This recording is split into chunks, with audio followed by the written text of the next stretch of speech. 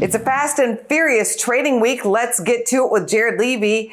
This is a holiday trading week. The Fed will be making a decision on rates this week, and there are geopolitical tensions. What are your three trading keys? Well, we've got obviously some big things going on this week. Lots of data rolling in. We have a 2-day Fed meeting that'll end up Wednesday, and then we have the Juneteenth holiday Thursday where markets are closed. So what's happening? Well, as you know, conflict in the Middle East sending oil prices higher. So I'm paying attention to that.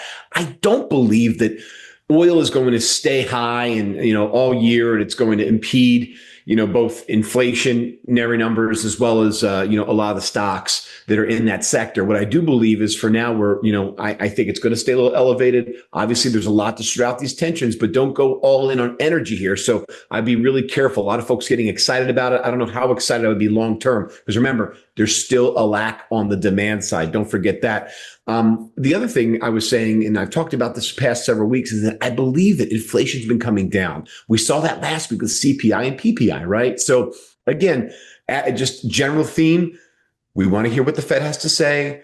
We want to hear them acknowledge that inflation is coming in. I don't think they're going to do that. And the reason is they have been very clear that they are on a wait and see mission. Any expectations on what will come out of that Fed meeting? We're not likely to see anything dramatic. We're not going to see a rate cut. We're not going to see a rate hike. They're probably going to say, business as usual. What we want to listen for is just the acknowledgement that the labor market is weakening and that inflation does appear to be coming under control. That sets the stage for the next cut. It certainly could. And this could get interesting for traders. With the Fed news on Wednesday afternoon, the next day, the markets close for the holiday, and then it's back to work on Friday. With Juneteenth and the markets closed, they're going to have to digest all this information. Investors from the Fed meeting, they're not going to have a day to act on it. And then Friday will be the real tell. If markets bid up into Friday's close, that tells me there's still a lot of confidence